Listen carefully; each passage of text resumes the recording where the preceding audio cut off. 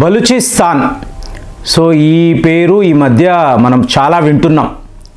So ఈ ప్రాంతానికన్నా Baloch liberation army అనబడే సైనికులు, పోరాటదారులు, వీళ్ళ గురించి ఎక్కువ మాట్లాడుతున్నాం. సో నిన్న వీళ్ళు ఒక పని చేశారు. దీనికి సంబంధించిన వార్తలు మీరు వినే ఉంటారు. జాఫర్ ఎక్స్ప్రెస్ అనబడే ఒక రైలు, ఇది ఎక్కడ మీకు బలూచిస్తాన్లో ఉండే క్వాతా అనబడే ప్రాంతము. అక్కడ నుంచి ఈ ట్రైన్ బయలుదేరిందండి. ఎక్కడికి వెళుతుంది అంటే పేషావర్. ఇది ఎక్కడ ఉంటుంది? ఖైబర్ పఖ్తూన్ఖ్వా అనబడే ఇంకొక ప్రాంతం. సో ఇక్కడికి వెళుతున్న ట్రైన్ సడన్గా ఇది హైజాక్కి లోనయ్యింది. ఎవరు హైజాక్ చేశారు? Baloch liberation army. సో ఇప్పుడు ట్రైన్ని హైజాక్ చేసిన వాళ్ళని మనము హీరోలుగా చూస్తామా? పాకిస్తాన్ వరకు వీళ్ళు తీవ్రవాదులు, కరుడుగట్టిన తీవ్రవాదులు. భారత్ వరకు చూశారనుకోండి, మన ప్రాక్సీస్గా మనం ఒప్పుకుంటున్నాం.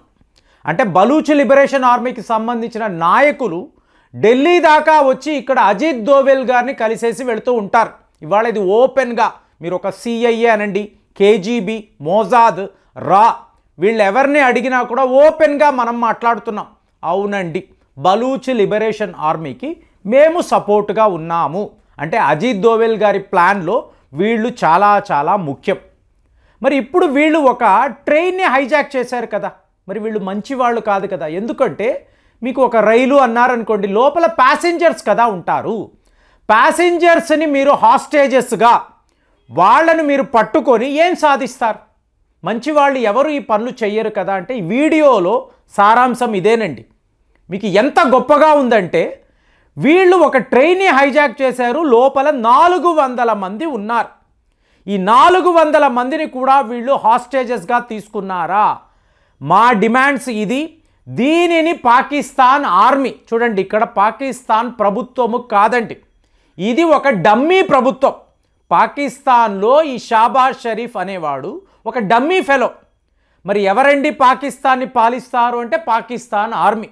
కాబట్టి ఇది ఒక గరిలా వార్ఫేర్ కాదండి. ఆ రోజుల్లో మీరు చూసారనుకోండి, బలూచ్ లిబరేషన్ ఆర్మీ వాళ్ళు సడన్గా వస్తారు, ఈ పాకిస్తాన్ ఆర్మీపై కాల్పులో లేదా మీకు దాడులు చేసేసి ఆ కొండల్లోకి పారిపోతారు. ఇవాళ పరిస్థితి అలా లేదు ఫ్రెండ్స్. వీళ్ళు హైలీ ప్రొఫెషనలీ ట్రైన్డ్గా ఉన్నారు. మంచి ఆయుధాలు, మంచి బూట్స్, వీళ్ళకి కావలసిన ఫండింగ్, ప్రొఫెషనలీ ట్రైన్డ్. అంటే ఒక వార్ఫేర్కి కావలసిన మీకు ఆ ట్రైనింగ్ అనండి, వాళ్ళ విధానము, వాళ్ళకు ఉండే గోల్, ఐడియాలజీ, ప్రతిదీ గమనించారనుకోండి, ఒక సైన్యములాగే వీళ్ళు వ్యవహరిస్తున్నారు. సో ఇప్పుడు ఇది ఎలా అని చూసారనుకోండి, ఈ ట్రైన్ ఉంది చూసారా, 400 మంది ఇందులో ఉన్నారు.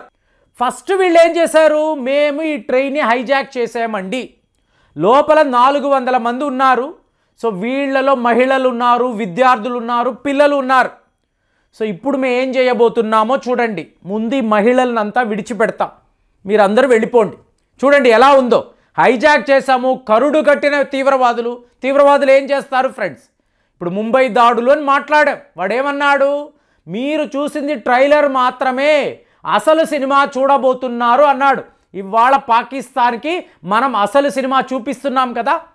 సో ఇక్కడ ఏమైంది? వాళ్ళు నేరుగా ఒక హోటల్లో ప్రశాంతంగా అందరూ కూర్చొని ఏవో తింటూ ఉంటే సడన్గా వచ్చేసి వాళ్ళ ఇష్టానుసారం కాల్పులు.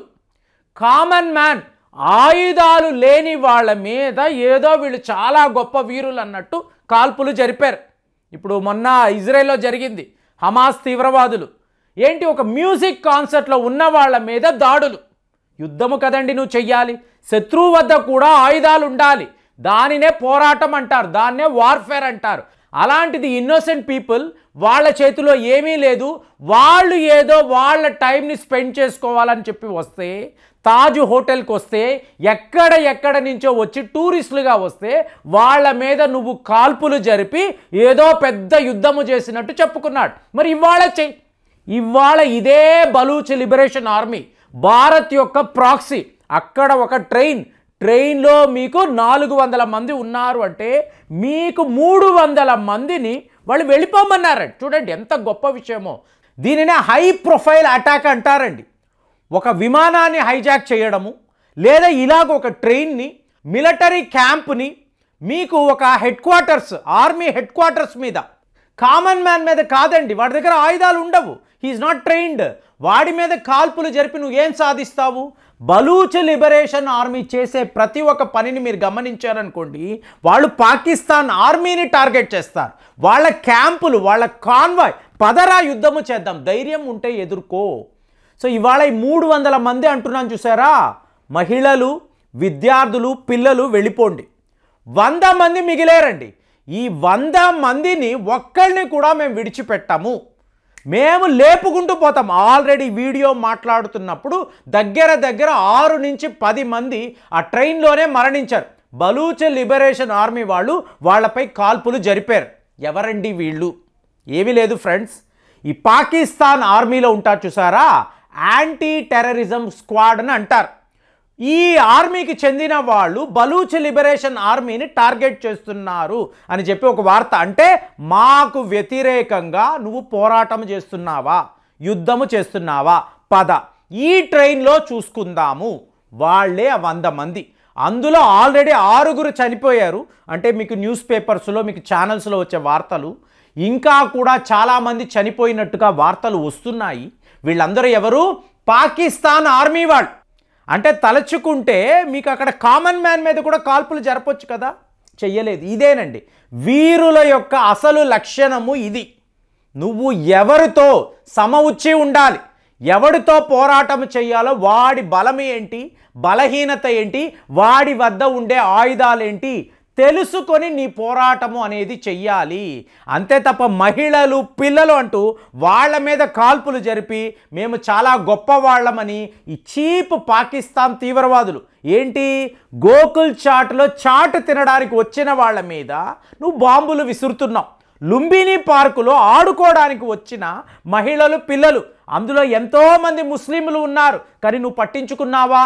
అయ్యో మా వాళ్ళని అనుకున్నావా? లేదు కదా, పిరికి వాళ్ళు. కానీ ఇక్కడ బిఎల్ఏ అలా కాదండి. ఎదురుగుండా పాకిస్తాన్ ఆర్మీ, ఇందులో చాలామంది వద్ద ఆయుధాలు ఉన్నాయి, పద చూసుకుందాము, సమానముగా చూసుకుందాము. నీకు ధైర్యము ఉందా? లేదు కదా. అంటే బలూచ్ లిబరేషన్ ఆర్మీకి సంబంధించిన కొంతమందిని పాకిస్తాన్ ఆర్మీ వాళ్ళు చెరపట్టి ఉంచారు. వాళ్ళను విడిపించు, ముందు వాళ్ళను బయటికి తీసుకురా, తరువాత మేము ఈ పాకిస్తాన్ ఆర్మీ వాళ్ళ విషయంలో మేము చూసుకుంటాము, ఏం చెయ్యాలో చూసుకుంటాము. లేదు అంటావా, ఈ 100 మంది కూడా ఆల్రెడీ 6 చనిపోయారు, అంటే ఒక 90 మంది అనుకోండి. ఈ 90 మంది కూడా ప్రాణాలతో బయటపడరు. మీరు ఏం చెయ్యగలరు? అంటే పాకిస్తాన్ ప్రభుత్వాన్ని కాదండి, పాకిస్తాన్ ఆర్మీని టార్గెట్ చెయ్యాలి. ఇవాళ ఇమ్రాన్ ఖాన్ గారు జైల్లో ఉన్నారు అంటే ఇది షాబాజ్ షరీఫ్ చేసిన పని కాదు, పాకిస్తాన్ ఆర్మీ చేసిన పని. వాళ్ళ తప్పులను, వాళ్ళు చేస్తున్న వెధవ పనులు, వాళ్ళు దేశాన్ని దోచుకోవడాన్ని ఇమ్రాన్ ఖాన్ గారు ఇవాళ బయట పెడుతున్నారు, ప్రజలకు చెప్తున్నారు. అంటే పాకిస్తాన్లో కూడా మీడియా ఉందండి. ఇవాళ కాశ్మీర్ అని ఈ ఇష్యూని తీసుకొని ఎలా వెళ్ళి ఇంతకాలం మనల్ని మోసం చేస్తున్నారు మీడియా ఇవాళ బయట పెడుతుంది.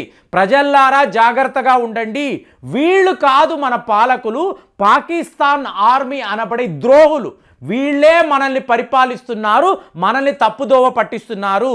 ఇది ఎలా ఉంటుంది అంటే వీళ్ళు అక్కడ ఉండి దేశాన్ని దోచుకుంటారు. రిటైర్ అయిన తర్వాత ఏ యూకేనో లేదా దుబాయో అక్కడికి వెళ్ళి హ్యాపీగా సెటిల్ అయిపోతారు. కోట్ల రూపాయలు పెట్టుకొని అక్కడ రియల్ ఎస్టేట్ వ్యాపారం, తక్కిన వ్యవహారాలు చూసుకుంటారు. ఇక్కడ పాకిస్తాన్ ప్రజలు మాత్రము కటిక పేదరికంలో మగ్గిపోతూ ఉంటారు. మీకు షాబాజ్ షరీఫ్ వాళ్ళ అన్నయ్య నవాజ్ షరీఫ్ని చూసాం కదండి, యూకేలో బెంట్లే కారులో వస్తున్నాడు. ఆ కారు ధర మీకు 8 కోట్ల నుంచి 10 కోట్లు ఉంటుంది. వీళ్ళు ఇంత విలాసవంతమైన జీవితాలు, కానీ అక్కడ పాకిస్తాన్ ప్రజలు కటిక పేదరికము, పావర్టీ. అంటే మీకు ఆఫ్రికా దేశాలలో మనం ఎలా చూస్తామో అలా ఇక్కడ పరిస్థితి. బలూచ్ లిబరేషన్ ఆర్మీ వీళ్ళు విజయాన్ని సాధించాలి. బలూచ్ ఒక విడి దేశముగా, బలూచిస్తాన్ ఒక సెపరేట్ కంట్రీగా చూడాలి అని చెప్పి భారత్ అయితే కోరుకుంటుంది.